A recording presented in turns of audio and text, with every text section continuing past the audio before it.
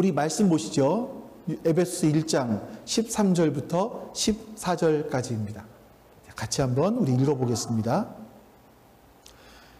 여러분도 그리스도 안에서 진리의 말씀 곧 여러분을 구원하는 복음을 듣고서 그리스도를 믿었으므로 약속하신 성령의 날인을 받았습니다. 이 성령은 하나님의 소유인 우리가 완전히 구원받을 때까지 우리의 상속의 담보이시며 우리로 하여금 하나님의 영광을 찬미하게 하십니다. 아멘. 에베소서 1장 13절, 14절은요, 이제 1장 3절부터 14절까지 있는 말씀에 대한 결론적인 부분입니다. 바울은요, 에베소를 처음 쓰면서 어떤 말씀을 기록하고 있냐면, 감옥에서 쓰고 있는데 3절부터 시작해서 12절까지 그리스도 안에서 우리에게 주어진 그 신령한 하늘의 복이 무엇인가에 대해서 우리에게 설명을 해요. 그 신령한 하늘의 복이 무엇인가를 설명을 하는데 간단하게 말씀드리면 이런 겁니다. 하나님께서 이 우주를 창조하시기 이전에 우리를 하나님과 같은 모습이 되게 하시려고 하는 계획을 세우셨고 우리가 이 땅을 살아가는 동안에 하나님의 자녀로 살아갈 수 있도록 계획하셨습니다. 근데 죄가 들어와서 하나님의 이 놀라운 계획을 막아버렸죠. 하나님께서는 죄의 문제를 해결하시기 위해서 성자 예수님을 이 땅에 보내시고 우리의 죄를 대신 짊어지고 돌아가게 하심으로 말미암아 우리를 구속하셨습니다. 이 구속을 통해서 하나님 앞에서 기쁘신 뜻을 따라서 우리는 하나님의 영광과 찬송이 되어지게 되었습니다. 자, 이 하나님의 놀라운 계획을 하나님은 첫 번째 유대인에게 이루셨고 유대인을 통해서 이방인에게까지 흘러넘치게 하셨고요. 근데 그것이 되기 위한 조건이 뭐냐? 그 신령한 하늘의 복을 누릴 수 있는 그 조건이 뭐냐? 13절, 14절 말씀이에요. 같이 한번 우리 볼까요? 다시 한번 읽어보겠습니다. 우리 오늘까지 보는 말씀은 세번역 성경에서 같이 읽습니다. 그래서 여러분들이 보시는 성경과 차이가 있는데요. 읽어보겠습니다.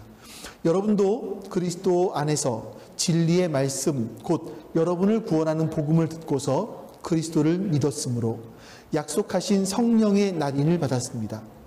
이 성령은 하나님의 소유인 우리가 완전히 구원받을 때까지 우리의 상속의 담보이시며 우리로 하여금 하나님의 영광을 찬미하게 하십니다. 자, 여러분, 이 말씀 보시면 우리가 하늘에 속한 신령한 복을 누리기 위해서 해야 될 조건이 두 가지가 있다라고 말씀을 하세요.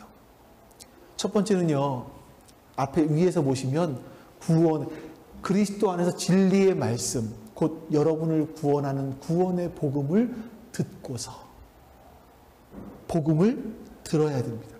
여러분, 기독교라는 건요, 단순하게 어떤 우리 수양을 함으로 말미암아 우리의 마음의 평화를 얻는다든지 아니면 어떤 신비한 종교적인 체험을 한다든지 이런 종교가 아니에요. 기독교는요, 첫 번째로 여러분들이 하나님이 누구신지를 알아가는 것이고요. 두 번째는 하나님이 만드신 세상이 어떤 곳인지를 알아가는 거예요.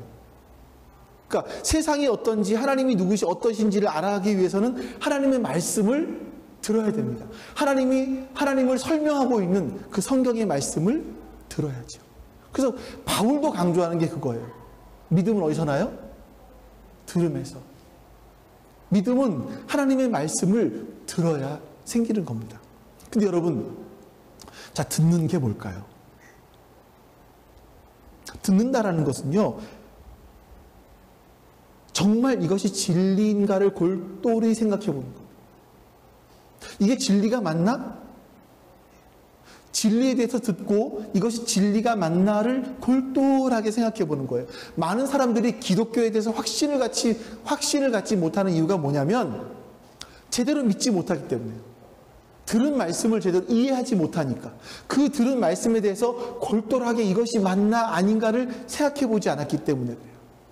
그러니까 여러분요, 말씀을 들으시면서 그럴 수 있지 이게 아니라 이것이 맞는 건가 한번 골똘하게 생각을 해보세요. 여러분들이 이 힘든 세상에서 이 바쁜 시간에 여러분 1시간 반 정도의 시간을 내고, 아니 집에서부터 오는 시간을 포함하면 더 많은 시간을 내서 교회 오셨잖아요. 교회 와서 그냥 와서 앉아서 나는 예배 드렸어 이게 아니라 진짜 하나님의 말씀을 듣고 그 말씀이 진짜인가, 진리인가, 맞는 말씀인가를 한번 생각해 보시는 거예요. 이 시간, 똑같은 시간을 보내면서 어떤 사람들은 맞아, 그게 하나님의 말씀이야. 어떤 사람들은 오늘 뭘 들었더라 이러고 돌아가시면 안 되잖아요. 그러니까 믿는다라는 것은 여러분 뭐냐면요, 이제 우리가 진리의 말씀을 듣게 되면 그 다음에 우리 가운데 믿음이 생겨요. 말씀을 들으면 믿음이 생깁니다. 믿는다라는 게 뭐냐면 진리에 대한 반응이에요. 내가 반응하는 거예요. 내가 진리를 이걸 내가 수용할 것인가 거부할 것인가, 수용했을 때 그것이 믿음이라고 얘기를 하죠. 그러니까 지적인 동의를 넘어서는 겁니다. 내가 믿는다라는 것은 그게 그렇구나 아는 지적인 동의를 넘어서서 거기 그 진리에 나의 인생을 거는 게 사실은 믿는 거예요. 진짜 그렇게 믿고 그렇게 사는 거죠. 그게 믿는 거예요. 믿는다라고 말할 때 여러분 사는 거예요. 그렇게 사는 거예요. 그러니까 100% 사느냐? 아니, 그건 아니에요. 그건 아니겠죠. 100% 살지는 못해요, 우리가. 하지만 이것이 진리고 이 말씀이 옳은 걸 알아서 최소한 이 방향으로 가기 위해 힘쓰고 애쓰는 거죠. 이것이 우리 가운데 필요한 겁니다. 근데 우리가 사실 믿지 못해요. 여러분들 진짜 믿지 못해요. 이런 거랑 똑같죠. 애들을 키울 때 막 엄마가 애가 잘못한 거 있으면 막 야단을 쳐요. 막 야단을 치면 애가 울잖아요. 그러면 엄마가 또 속이 상하니까 야, 너 잘 되라 그러는 거지 내가 괜히 그래? 하면서 야단을 치잖아요. 그러면서 꼭 한마디 덧붙이는 게 있죠. 엄마는 너 믿어. 그거 알지? 엄마 너 믿어. 혹시 그런 말 해보셨어요? 엄마는 너 믿어? 믿는 겁니까? 못 믿는 거죠. 애를 믿지 못하겠으니까 혹시 잘못된 선택을 할까봐 닥달을 하는 거예요, 그냥. 엄마 너 믿어. 믿는 거 알지? 그 말 뒤에는 뭐가 들어있냐면 야, 나 사실로 못 믿겠거든. 너 하는 꼴을 봐서는 이상한 대로 할 것 같아. 걱정이 돼 죽겠어. 이게 그 안에 들어있는 거잖아요. 말은 믿는다고 하지만 실제로 닥달한다는 것은 못 믿는다는 거죠. 여러분 마찬가지 아닐까요? 우리 하나님 믿어요.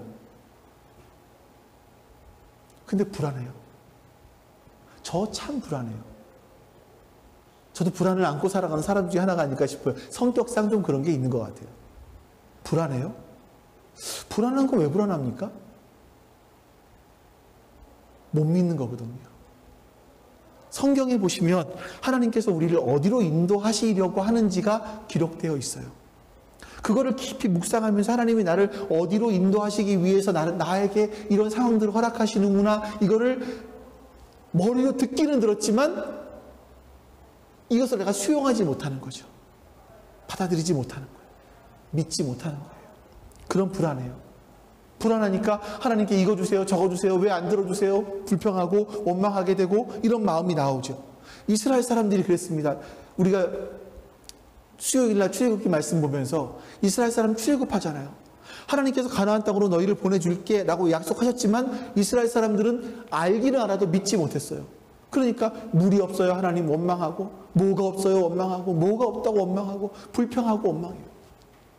믿지 못하는 거죠. 사실은 믿지 못하는 겁니다. 우리가 믿지 못하니까 자꾸 세상 방식을 따라서 살아가려고 하는 거죠. 자, 이렇게 여러분 구원의 복음을 듣고, 구원의 복음, 진리의 말씀, 구원의 복음을 듣게 되면 어떻게 됩니까? 그 다음에 생기는 게 뭐냐면 그리스도를 믿게 됩니다. 믿게 되면요, 그 다음에 뭐를 받아요? 또 약속하신 성령의 날인을 받습니다. 그러니까 이 날인이라는 게 우리나라 성경에는 인치심이라고 되어 있죠. 인치심이라고 되어 있습니다. 요거부터 풀어볼게요. 약속하신 성령이래요. 여러분 성령은요, 어느 날 갑자기 그냥 하나님께서 뚝 주신 것이 아니라 구약 때부터 우리에게 약속되었던 분이라고 말씀하세요. 성령님이 오시면 어떤 일이 벌어지는지 약속되어 있어요. 에스겔서 말씀 보겠습니다. 같이 읽어볼게요. 자, 우리가 왜 이렇게 뾰족한가? 왜 우리는 이렇게 뾰족한 인생을 살아갈까가 여기 나와요. 보세요. 자, 시작. 너희에게 새로운 마음을 주고 너희 속에 새로운 영을 넣어주며 너희 몸에서 돌같이 굳은 마음을 없애고 살갗같이 부드러운 마음을 주며 너희 속에 내 영을 두어 너희가 나의 모든 율례대로 행동하게 하겠다. 그러면 너희가 내 모든 규례를 지키고 실천할 것이다. 새로운 마음을 주세요. 새로운 영을 넣어주신대요. 새로운 영, 성령님이세요. 그 성령님을 우리에게 부어주시면 어떻게 된다고요? 우리 몸에서 돌같이 굳은 마음이 없어지는 거예요. 우리가 왜 이렇게 뾰족할까? 나는 상대방을 대할 때 왜 이렇게 뾰족하지? 성령님이 오셔서 내 마음속에 이 돌같이 굳어버린 마음, 뾰족한 마음들을 살갗같이 부드러운 마음으로 바꿔주셔야 되는데 그게 안 되고 있는 거예요. 내가 성령님과 동행하고 있지 않는 거죠. 그뿐만 아닙니다. 내 영, 하나님의 영, 성령님을 두어 너희가 나의 모든 율례대로 행동하게 하겠다. 하나님 말씀을 지키는 사람이 되게 하겠다. 하나님의 뜻대로 살 수 있는 사람이 되게 하겠다. 라고 말씀하시는 거예요. 그리고 36장이 넘어가서 37장에는 마른 뼈의 환상의 이야기가 나옵니다. 이미 죽어서 말라버린 마른 뼈에 하나님의 영이 임하자 살아나게 되죠. 마른 뼈가 살아납니다. 그런 환상을 보는 거죠.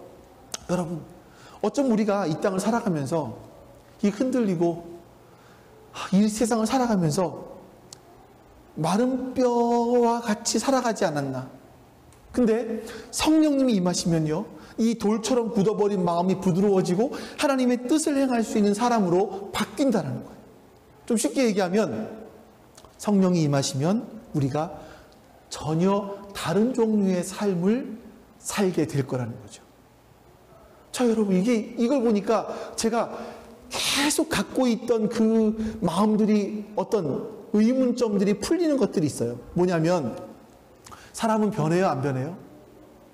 우리가 통상적으로 하는 말이 그거예요. 사람은 안 변해요. 사람은 안 변해요. 저도 안 변하는 것 같았어요. 그래서 심리학을 공부해 보기도 했어요. 심리학 공부했더니, 사람이 변하는 메커니즘이 있어요. 사람이 작동하는 메커니즘이 뭐냐면, 사람은 무의식이 작동하거든요. 내가 갑자기 화가 나는 경우가 있어요. 왜 화가 나냐면 내 속에 있는 이 무의식 때문이에요. 사실은 나도 모르고 있는 그 자기 방어를 하는 거죠. 방어기제라고 얘기하는데 자기 방어를 해요. 이 무의식이 고쳐져야 돼요. 무의식, 내가 어렸을 때 나도 모르게 어렸을 때 받은 상처들이 고쳐져야 돼요. 회복돼야 돼요. 그래서 그렇지 않은 사람이 안 고쳐져요. 그리고 또 하나가 뭐냐면 공동체를 경험해야 돼요. 내 아픈 마음들을 누군가에게, 내 어렵고 힘든 이야기들을 누군가에게 다 털어놓아도 아무 해가 되지 않을, 어떤 공동체에 가면 이 사람한테 이야기를 하면 이 사람이 저 사람은 그랬대 하면서 사방이 금방 퍼지잖아요. 이런 거 말고, 이런 불안한 공동체 말고 내가 어떠한 이야기를 해도 다 수용하고 받아들여주는 공동체가 필요해요. 이 두 가지가 진짜 필요하더라고요. 이래야 사람이 변해요. 또 한 가지 진짜 중요한 게 뭐냐면 성령님이 임하시는 거예요. 우리가 예수 믿었다고 해서 사람이 변하는 것이 아닙니다. 예수님 믿은 이후에 뭐가 필요하냐면 성령님을 받아들여야 돼요. 내가 성령님 받아들이고 성령님과 동행하기 시작을 하면 거기서 성령께서 우리의 몸에서 돌같이 굳은 마음을 없애버려요. 살같이 부드러운 마음을 우리에게 주시는 거예요. 사람이 그래야 변해요. 여러분들이 저 사람은 교회를 저렇게 오래 다녀서 안 변해? 왜 안 변해요? 교회는 다녔지만 성령님과 동행하지 않는 거예요. 안 변하는 거죠. 근데 여러분 여기서 보니까 앞에 말씀, 약속하신 성령, 이 약속하신 성령이 오면 우리를 그 돌같이 굳어버린 마음을 제거해 버리시고 살갗같이 부드러운 마음을 주세요. 근데 그 다음에 약속하신 성령의 날인을 받았다, 인치심 받았다라고 말씀합니다. 이 날인이라는 의미, 인쳤다라는 의미가 한 두 가지 정도로 보실 수 있는데, 한 가지는 너는 내 소유야, 이런 거죠. 우리 좀 연배가 있으신 분들이 계시니까 혹시 OK 목장의 결투 아십니까?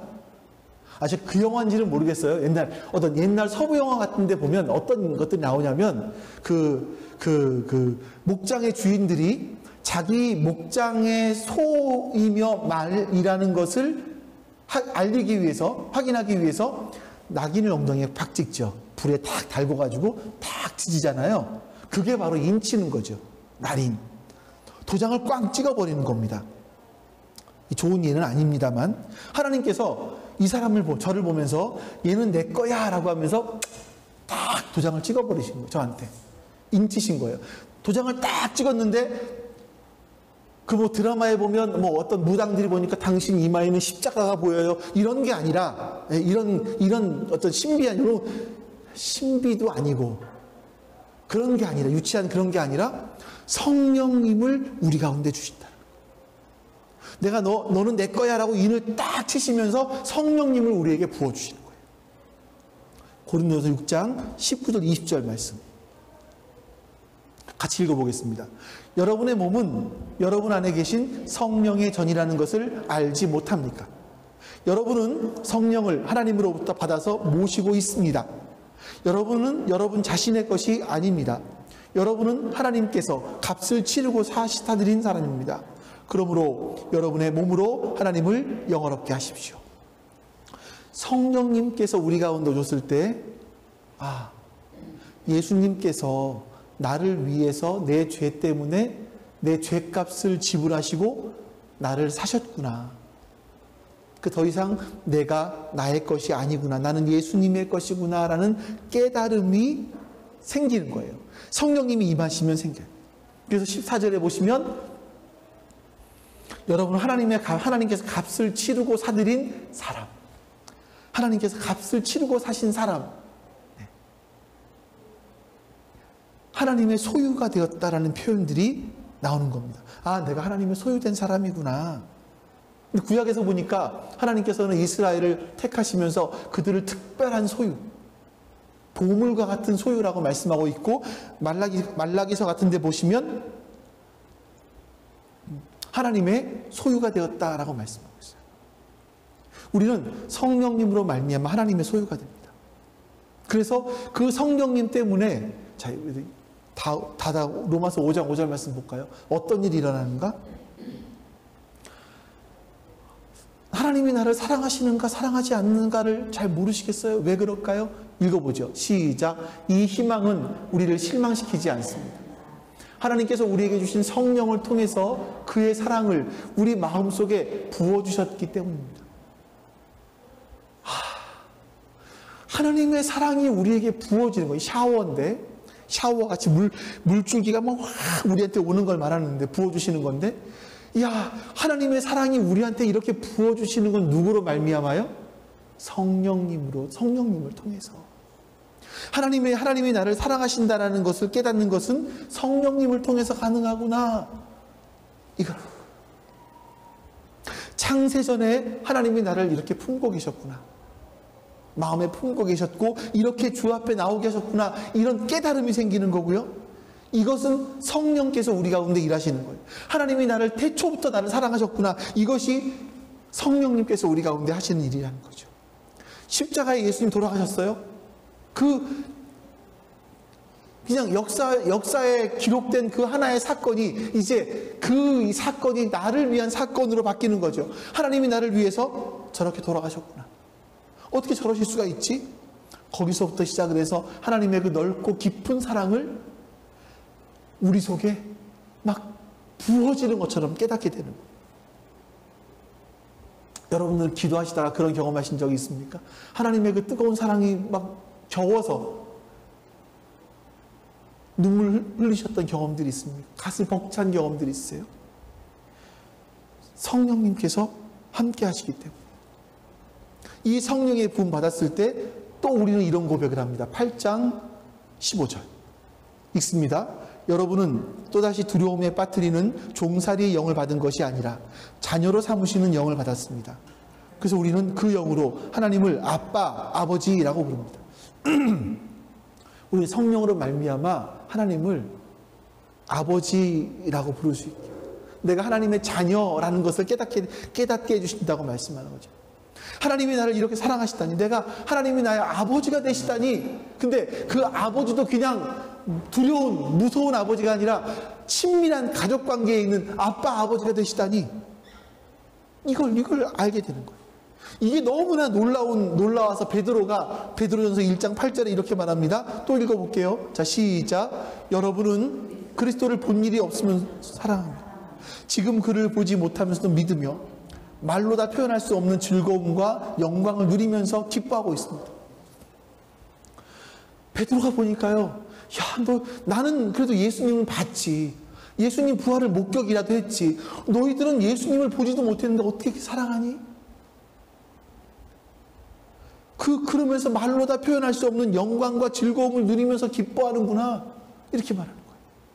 여러분, 성령님은요, 예수님 때문에 우리를 기뻐하게 하십니다. 성령님은 예수님으로 인해서 기뻐하게 하세요. 그래서 이런 고백을 하는 거죠. 예수님이 내 인생의 전부이십니다. 나 아무것도 없어도 예수님만 있으면 되겠습니다. 이런 어떤 불길한 그런 생각이 막 슬금슬금 우리 안에 들어오기 시작하는 거예요. 이 세상은 아무것도 아니네요. 예수님만 있으면 되겠네요. 이런 어떤 좀 황당하잖아요. 이런 생각들이 우리 안에 막 믿어지기 시작하는 거예요. 이게 절대 안 믿어질 얘기인데, 예? 예수님만으로 되겠네요. 이게 어떻게 가능해요?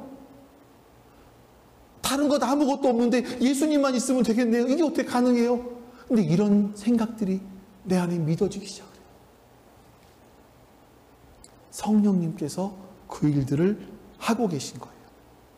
세상적으로 볼 때는 너무나 황당한 이야기고, 이게 믿어지면 내가 이 기독교에 빠지는 건데, 불길한 이야기인데, 그게 슬쩍슬쩍 믿어지기 시작하는 거죠.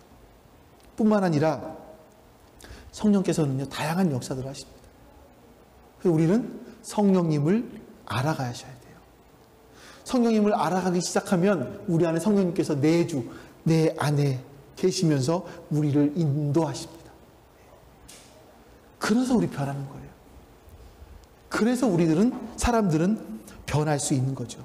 여러분, 만약에 그리스도인들이 성령을 받았음에도 불구하고 우리 속에 있는 성령님을 계속해서 알아가지 않으면 성령님이 근심하세요. 성령님이 근심하시면 내가 어떻게 되는지 아십니까? 여러분 가족 중에서 이제 집에 같이 살 때 가족 중에서 누가 한 사람이 계속 기분 나빠해. 말도 막 툴툴하고 기분 나빠해. 그러면 다른 가족이 어떨까요? 기분이 다 나빠지죠. 다 나빠져요. 한 사람이 툴툴거리면 다른 사람 다 기분이 나빠진다고요. 성령님이 내 안에 내주하세요. 근데 성령님이 근심하시면 내가 기쁠까요? 안 기쁘죠. 성령님이 근심하시면 나도 근심하게 돼요. 성령께서 주시는 게 뭐냐면, 성령의 열매가 첫째가 뭡니까? 성령의 열매는 사랑과 두 번째가 희락이에요. 성령님은 우리가 기쁨을 주시는 분이세요. 근데 희락이 생기지 않는 거죠. 성령님을 따라가지 않으니까 성령께서 슬퍼하시고 우리의 인생도 재미가 없어요. 그리스도인들은 성령의 기쁨으로 말미암아 살아가는데 그 기쁨이 사라지는 거죠. 거기다가 더욱더 오랫동안 성령님을 따라가지 않으면 성령님이 소멸됩니다. 마치 불이 꺼진 것 같은 상태가 되는 거예요. 성령이 더 이상 우리 가운데 일하지 않으십니다. 예배를 드리는데 뭐 오늘 안 하면 다음에 하면 되지 뭐. 그 소리 갖고 그냥 좋은 소리 하겠지 뭐.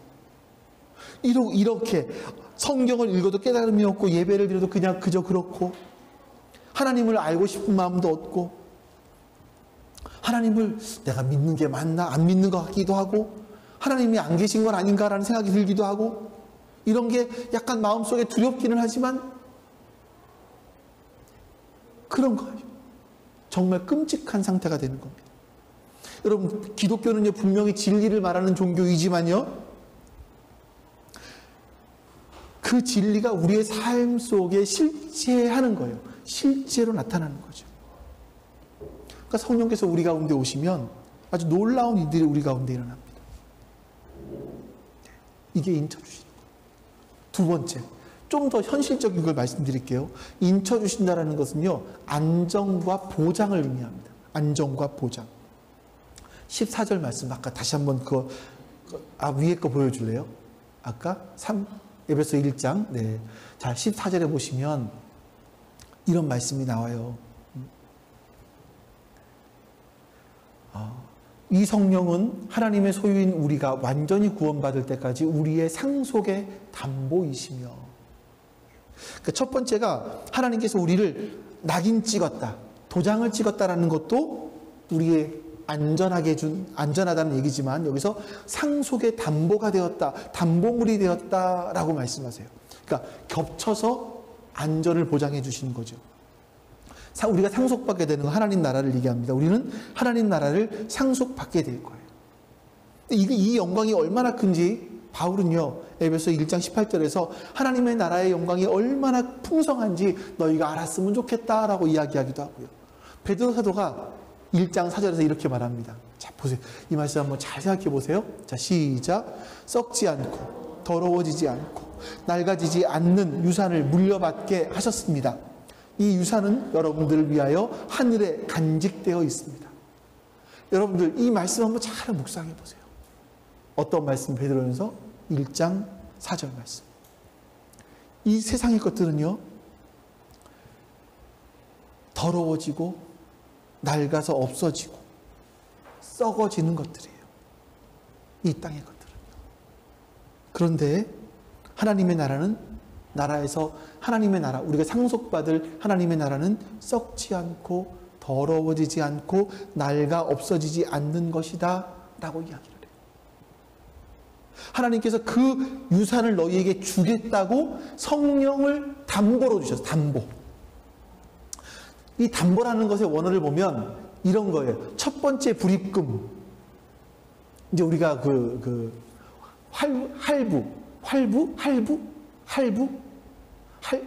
할부죠. 할부를 할 때 12개월 할부를 하면 첫 번째가 딱 내잖아요. 근데 물건은 우리한테 와 있잖아요. 그게 첫 번째 담보. 이거예요. 또 하나가 뜻이 뭐냐면 계약금. 집을 살 때 월세, 전세 계약을 할 때 계약금을 딱 지불하잖아요. 그러면 저 집은 누구 거예요, 이제? 우리 거잖아요. 우리 거 아닙니까? 근데 내가 저 집이 너무나 마음에 든다. 저희가 살아야지 라고 마음을 먹었어요. 그 다음날 가보니까 다른 사람이 딱 누가 계약을 해버렸네요. 계약금을 걸고. 그러면 끝나는 거죠. 아무리 좋다고 생각을 해봤자 그건 내 거가 되지 않습니다. 성령님을 우리에게 주셨다라는 말씀은요, 그 놀라운 하나님의 나라를 우리에게 주시기 위해서 하나님께서 계약금을 거셨다라는 거예요. 계약금. 성령이 우리 가운데 있다라는 것은요, 하나님께서 계약금이 되신다라는 것은 하나님께서 우리에게 너를 기필코 하나님 나라로 데려갈 거야 라고 하면서 계약금을 딱 거신 거예요. 그래서 바울은 이게 자기가 알게 된 이 하나님 나라의 그 영광이 얼마나 큰지, 너희도 그 기업의 영광의 풍성함을 알기 원한다. 기도하잖아요. 베드로는 우리가 얼마나 이것을 알기 원했는지, 세상의 모든 것들이 다 썩어지고 낡아지고 없어지지만 그 유산은 썩어지지도 않고 낡아지지도 않고 없어지지도 않는다. 너희가 그런 세상을 물려받을 건데 하나님께서 너희에게 그 세상을 주시겠다라고 계약금을 거셨어. 그분이 누구예요? 성령님이시라고요. 더 놀라운 게 뭔지 아십니까? 하나님의 소유인 우리가 완전한 구원을 얻을 때까지, 구원받을 때까지 우리에게 상속의 담보가 되어주신다 말씀하신 거예요. 자, 여러분, 이게 참 놀라운 말씀인 것 같아요. 우리가 예수 그리스도의 피로 말미암아 구속이라는 단어는요, 돈을 주고 사는 거예요. 구속, 돈을 주고 샀어요. 우리가 죄를 지어서 죽게 되었는데 그 죽을 인생 죄값을 대신 지불하시고 우리를 사셨어요. 우리는 구원받은 사람들입니다. 그런데 다시 한번 서원하고 보여줄래요? 여기서 보시면 하나님의 소유인 우리가 어떤 구원이요? 어떤 구원? 완전한 구원을 받을 때까지. 완전한 구원을 받을 때까지. 이 완전한 구원이 뭘까를 이해하시기 위해서는 로마서 8장 13절 말씀 보셔야 돼요. 로마서 8장 13절 말씀 우리 같이 한번 보겠습니다. 그뿐 아니라 첫 열매로서 성령을 받은 우리도 자녀로 삼아 주실 것을, 곧 우리 몸을 속량하여 주실 것을 고대하면서 속으로 신음하고 있습니다. 여기서 속량이라는 단어가 구속, 구원이라는 뜻이에요. 예수님이 우리의 죄를 위해서 몸값을 지불하셨습니다. 우리 죄값을 지불하셨어요. 그게 1차적 구원이죠. 근데 완전한 구원이라는 건 뭐냐면 마지막 날에 우리의 몸까지 구원받는 것을 말해요. 여러분, 인간의 몸에 한계가 있잖아요. 한계가 있어요. 근데 이 한계가 있는 이 몸까지 구원받는다는, 그날이 온다라는 거죠. 전 이게 여러분 진짜 얼마나 기쁜지 모르겠어요. 조금 저한테는 아직은 작아요. 작은데 첫 번째가 뭐냐면, 여러분 나이가 들으면서 우리 몸의 한계를 느끼시지 않으세요? 우리 지금 몇 분은 모르겠지만 한계를 느끼지 않으세요? 저도 그런 부분들이 있어요. 뭐 동영상 편집을 할 때 손가락이, 옛날 같으면 마우스를 아무리 클릭해도 상관이 없었는데 지금은 손가락이 아픈다든지, 뭐 피곤하면 피곤한 게 잘 풀리지 않는다든지, 이런 것들이 있어요. 연세가 드시면 더하죠. 아픈 부분이 너무나 많이 생겨요. 어쩔 수가 없죠. 또 한 가지가 뭐냐면, 육체적으로 약한 것만이 아니라 더 저를 속상하게 하는 건 뭐냐면, 제 몸에는요 여전히 죄의 흔적들이 남아있어요. 죄의 흔적들, 과거의 죄의 습관들이 남아있어요. 그래서 저를 계속 괴롭혀요. 그것들이. 나 여전히 주님을 따라가려고 하고 있지만 내 안에 보면 너무나 이기적일 때가 많은 거죠. 어떤 결정적인 순간에 제가 딴 생각을 품을 때가 있어요. 깜짝 놀라죠. 야, 내가 아직도 이러나? 이런 죄의 흔적들이 저를 여전히 괴롭히고 있지만, 저의 속에 남아있는 이 죄의 흔적들까지 사라지는 날이 올 거라는 거예요. 우리가 완전해지는 날이 오는 거. 완전해져. 여러분들께서 이런 말씀을 들으면 사실은 어떻게 되냐면요, 이 방박 뛰어야 돼요. 근데 뭐 예배 시간에 여러분 방방 뛰시면 예배 방해가 되니까 그건 그렇지만, 여러분들이 이해했어, 이 정도의 표정을 해주셔야 돼요. 여러분들이 아무리 마스크를 쓰고 계셔도 눈으로는 이해하고 있어요. 이 정도 해주셔야지 제가 그래도 그렇구나, 이해하시는구나, 리액션을 해주시니까 제가 반응이 더 나오지, 그게 맞는 말인지 아닌지 이러고 계시면 제가 이걸 더 설명을 해야 되나 어쩌나 하면서 설교가 점점 더 길어지죠. 이해하시면 이해하신다는 반응. 네. 근데 제가 이게 제 기쁨이 그건 거예요. 저의 안에 있는 죄의 흔적들이 남아 있지만, 죄의 과거의 습관들이 아직도 나를 괴롭히지만, 이게 이제 해결될 날이 오겠구나. 내가 완전한 날이 오겠구나. 이것이 제가 진짜 이 날을 바라보는 큰 소망이죠. 하나님께서 우리를 거룩하고 흠이 없게 하나님 앞에 세우기를 원하셨는데, 계획하셨는데, 그것을 이루는 날이 오는 거예요. 완전한 구원. 근데 그 완전한 구원이 이룰 때까지 누가 담보가 되신다고요? 성령님이 담보가 되신다고요. 성령을 가진 사람은요, 성령으로 말미암아 마지막 날을 바라보면서 내 상황이 별로 안 좋아요. 하지만 의연하게 걸어갈 수 있는 거예요. 의연함이 있는 거죠. 왜요? 내가 하나님 나라에 가면 그 나라에서 완전할 것이기 때문에, 나의 몸도 완전해질 것이고 나의 죄성이 가득한 나도 완전해질 것이기 때문에, 그 나라가 있기 때문에 우리는 그 나라를 바라보면서 의연하게 한 걸음 한 걸음 인생을 걸어갈 수가 있는 겁니다. 뿐만 아니라 이 성령의 임심과 관련돼서 담보라는 단어의 의미에서 한 가지를 더 한다면, 이 계약금을 건다라는 것은요, 전체 액수 중에서 일부분을 거는 거잖아요. 하나님께서 성령님을 계약금으로 우리에게 주셨습니다. 그래서 우리는요, 성령님이 우리 안에 계시면요, 그 하늘의 신령한 복의 일부분을 맛봐요.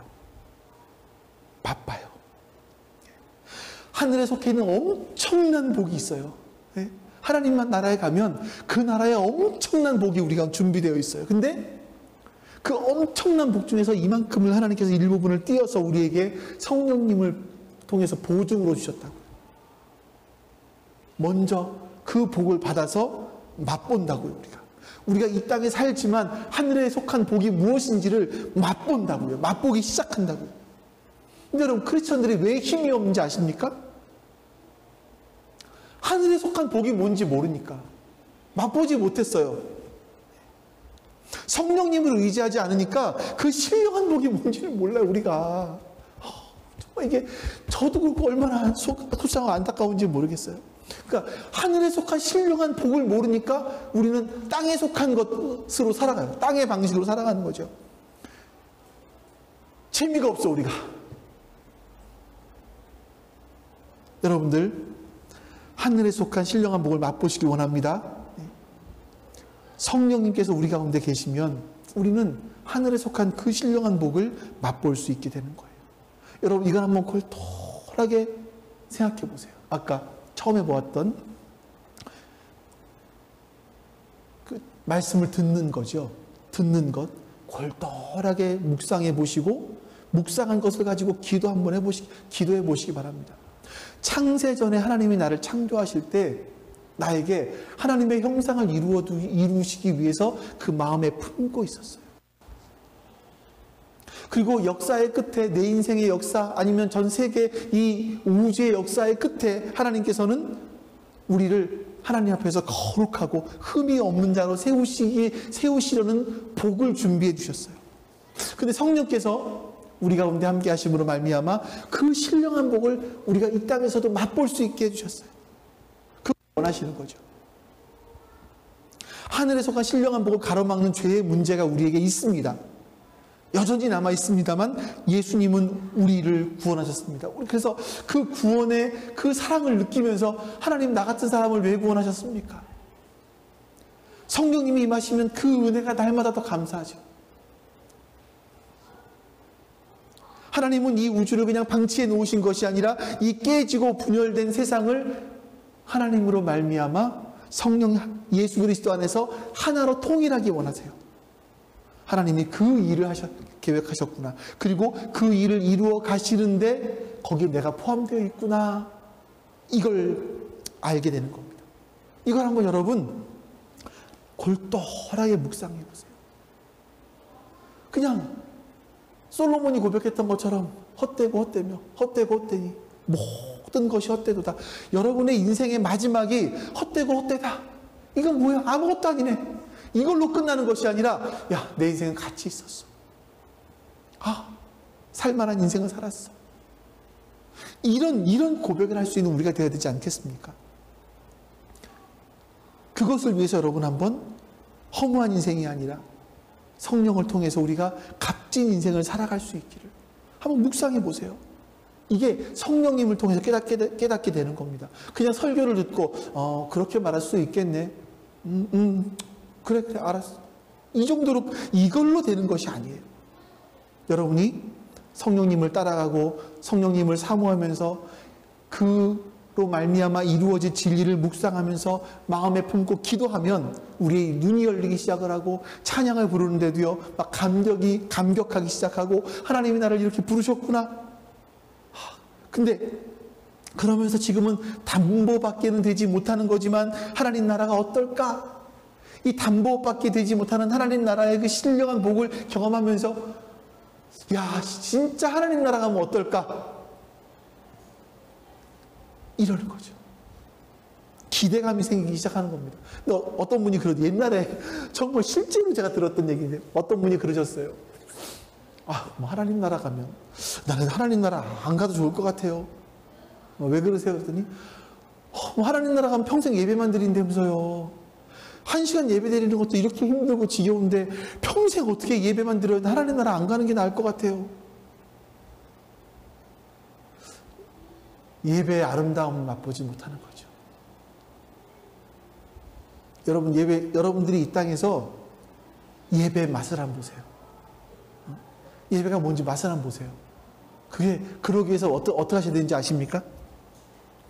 제가 예전에 예배가 뭔지를 말씀드리면서, 예배는 누구 앞에 서는 겁니까? 하나님 앞에 서는 거예요, 우리가. 예배는 여러분, 목사가 하는 설교 들으러 오시는 시간이 아니에요. 물론, 목사가 증언하는 말씀을 듣기도 하시지만, 사실은요, 여러분들이 영적으로 하나님 앞에 서서 하나님을 대면하는 겁니다. 그런 시간이에요. 여러분이 하나님 앞에 선다고 생각해 보세요. 이게 얼마나 놀라운 일인가. 피조물인 우리들이. 그러면서 내가 하나님 앞에 서서 지금 하나님을 찬양하는 거예요. 예수님께서 내 이름 바꿔주셨습니다. 예수님이 나의 존재를 바꿔주셨어요. 이 빈들의 마른 풀과 같은 이 허무한 인생을 가치 있는 인생으로 바꿔주셨습니다. 성령님이 내 안에 임하셔서 그 일을 하셨습니다. 성령님 임하시옵소서. 이러니 감격하지 않을 수 있습니까? 예. 찬송의 감격이 생기죠. 기쁨이 있죠.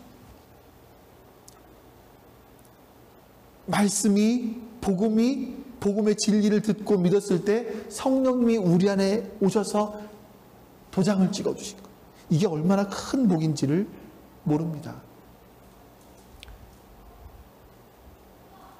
그래서 우리가 성령님을 통해서 완전한 하나님 나라를 보장해 주셨기 때문에 이제 내 몸까지도 완전하게 회복될 수 있는 완전한 구원, 그 날을 바라보기 시작하는 거죠. 여러분, 세상에 사는 사람들이 오늘 제가 하는 이런 설교를 들었다면 뭐라고 말할까요? 미친 사람 아니야? 이러지 않을까요? 근데 성령을 받은 사람들은 옛날에 누가 그럴 수도 있어. 그럴 수도 있어. 그럴 수 있겠다. 그렇겠다. 이게 이 소망이 같이 생기기 시작하는 겁니다. 다시 한번 아까 처음 말씀 다시 한번 보여주실래요? 13절에 보시면 제일 앞에 무슨 단어가 나옵니까?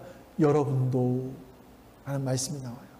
여러분도 그리스도 안에 진리의 말씀, 곧 여러분을 구원하는 복음을 듣고서 그리스도 안에서 믿음이 생기시고 약속하신 성령의 날인을 받으셔서 하나님의 소유인 우리가 완전한 구원을 받을 때까지 상속의 담보 대신 성령님이 우리 안에 함께 하심으로 말미암아 하나님을 찬송할 수 있는 그